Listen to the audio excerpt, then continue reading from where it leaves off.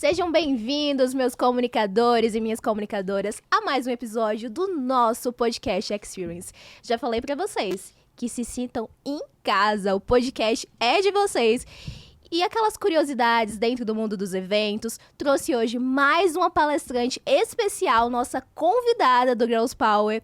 Ela que vai estar trazendo mais contribuições do mundo jurídico, algumas curiosidades, como foi para ela enfrentar de fato o mundo do direito e desbravar tantas coisas dentro do mundo jurídico.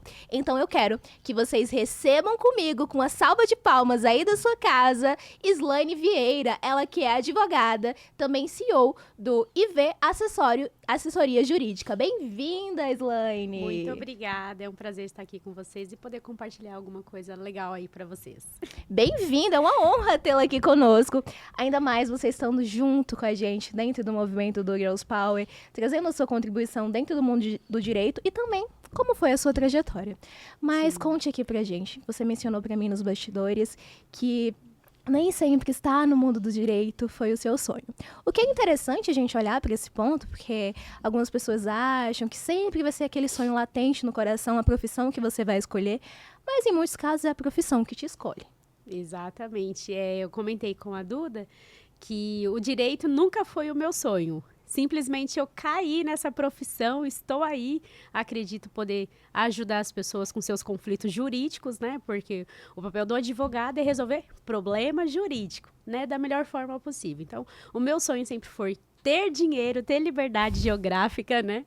E o direito hoje ele está me proporcionando a ser empresária, né? Porque o advogar acaba sendo empresária, né, empreendedora aí no mundo jurídico e cair aí e tenta oferecer o melhor aí pro cliente. Eu lembro que você tinha mencionado também que o seu sonho era ser empresária, só estava de fato redescobrindo qual que seria a área de atuação. E hoje você empreende dentro do seu escritório, você tem assessoria jurídica, a IV, mas como foi esse seu início dentro do mundo do direito para empreender no seu escritório?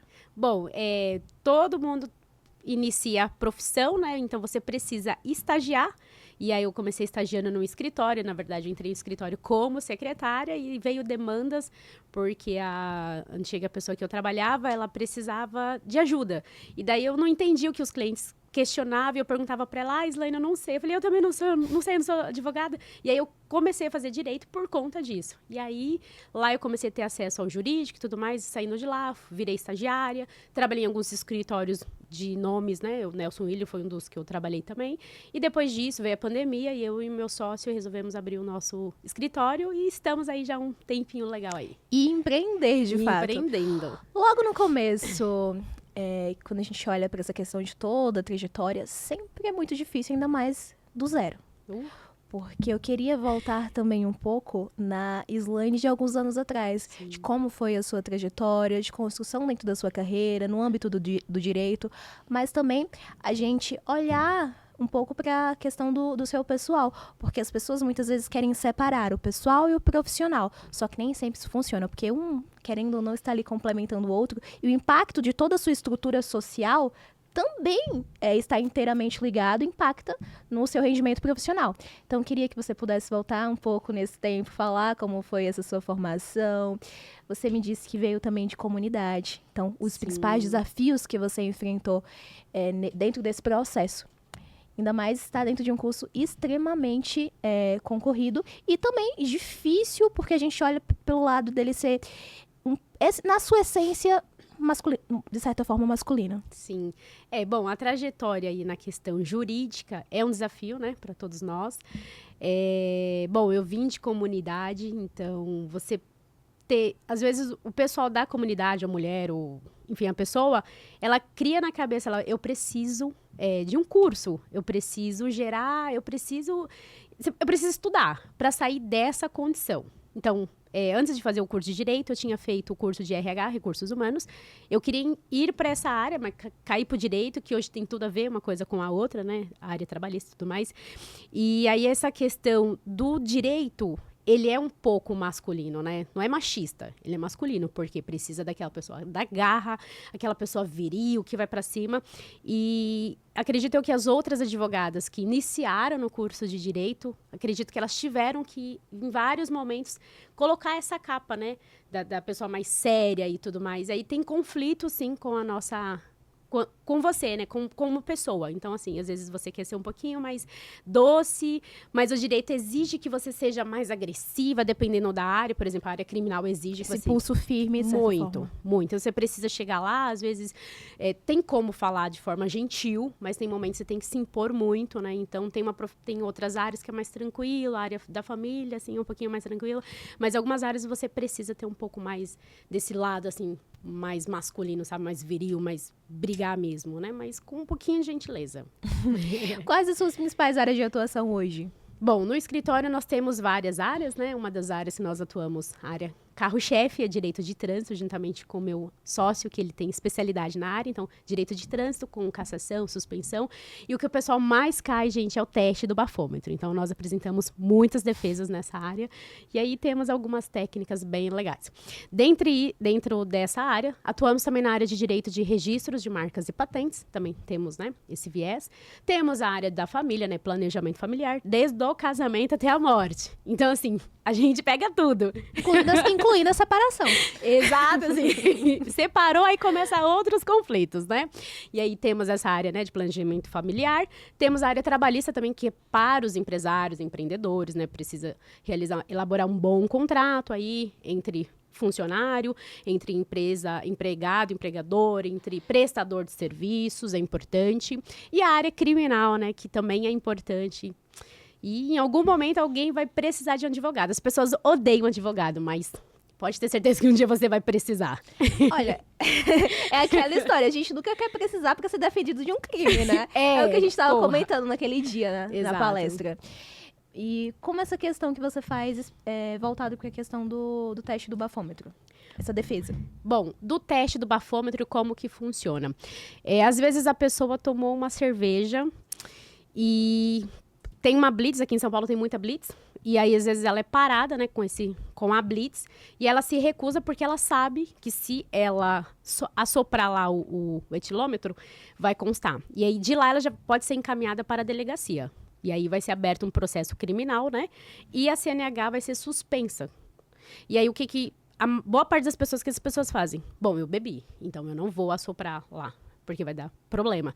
E aí, imediatamente, sai o auto de infração e ela entra em contato com a gente. E aí, agora, o que eu faço? Então, nesse período, a gente apresenta defesas. São 3 defesas administrativas. Começa a primeira defesa prévia, depois CETRAN, depois, JAR e depois CETRAN. Durante essas apresentações de defesas, esse bloqueio não cai na sua CNH. Então, você consegue dirigir durante esse período. Então, esse é um dos objetivos para você apresentar a defesa, que é muito importante. Aí, depois vem outras fases também, e depois o judicial também. Então, tem um bom período aí a ser trabalhado. Das fases que se complementam, que você consegue trazer dessa melhor defesa. Quando a gente olha para a questão de que o direito nem sempre foi o seu sonho... Mas hoje você vive do direito, você o trocaria por outra área hoje em dia? Acredito que não. Porque, assim, o direito ele é muito difícil, né? Quando eu entrei na faculdade, eu não entendia nada, gente. Nada, nada, nada. Pensa numa matéria difícil para você entender. A Constituição Federal, aquele juridiquês, que você tem que ficar traduzindo o que ele está falando. Mas eu não trocaria. Não me trocaria. Eu gosto. É assim, é uma relação de amor e ódio. Ele é tóxico, ele é abusivo, mas eu gosto. Dizem que amor e ódio andam juntos. Sabe qual? As pessoas acham que o contrário de amor é necessariamente ódio, né? Mas é a indiferença. Amor e ódio andam juntos. Muito. É uma relação de amor e ódio. Eu odeio, mas eu amo, mas não trocaria. E quando você consegue levar do bom direito, né, de como fazer melhor o ato da sua profissão para outras pessoas, você vê essa diferença na vida dos outros. Então, quando você consegue defender um caso de injustiça, muitas vezes. Então, eu queria que nesse momento, quando a gente fez esse link entre não ter sido o seu sonho por um dado momento, mas hoje você se sentir realizado nisso, é muito importante a gente tocar nesse ponto. Por quê? nem sempre aqueles sonhos de criança que a gente acha que seria o que gostaríamos para nossa vida é o que de fato se concretiza. Exato. E às vezes que bom que não se realizou, porque a gente se encontra mais feliz em outra área, como é o seu caso. Então, quando a gente faz essa relação entre essa situação, mas também a prática, a vivência do dia a dia, e hoje você, de fato, se sentir realizada, foram os casos, os momentos que você resolveu. Queria que agora você pudesse trazer alguns casos que foram marcantes dentro da sua atuação. Ah, legal. Bom, um caso que marcou muito pra mim, eu faço a minha área de família, né? É essa questão de alienação parental, né? Principalmente quando um dos genitores não deixa o outro genitor ter acesso à criança. Então, nesse caso, a gente figurou aí, defendemos o pai. Então, a mãe estava evitando todo acesso à criança. E aí, ele entrou em contato, doutora, a mãe não deixa eu ter acesso à criança, o que eu faço? Falei, vamos entrar com a ação. Então, entramos com a ação de regulamentação, visita e guarda. E pedimos uma liminar, porque a criança tem todo o direito de ter acesso ao pai. E o juiz deu essa liminar. Gente, é muito gostoso. E aí eu mandei pra ele, falei assim, fulano, vai lá que agora você pode. E inclusive, se a mãe não permitir, chama a polícia. E foi exatamente isso que aconteceu. Ele foi até a casa da genitora, a genitora não queria trazer a criança, doutora, o que eu faço? Liga pra polícia agora, porque a gente tem uma liminar, tem uma decisão, e a mãe tem a obrigação de entregar a criança, porque é um direito da criança e do pai. Então, assim, naquele dia, assim, eu fiquei tão feliz. Quando você resolve o problema do cliente, gente, é a melhor coisa da vida. Então, eu falei, faz sentido. Faz muito sentido eu estar nessa profissão. Então, quando a gente consegue resolver o problema do cliente, é muito gostoso. Agora, quando você não consegue, a gente fica muito triste, porque o cliente sofre, a gente também. Mas não podemos, né? O advogado, ele é meio, ele não é fim. Né? Existe a legislação, existe o juiz, ele vai decidir. Às vezes ele não é a favor, é contra, a gente vai para outra instância, vai subindo e às vezes realmente aquele caso não tem como reverter. E é triste, né? Infelizmente é triste. Esse sentimento de frustração é um sentimento latente em todas as profissões. Porque nem sempre a gente vai conseguir resolver os problemas do mundo todo. Exato. Fato.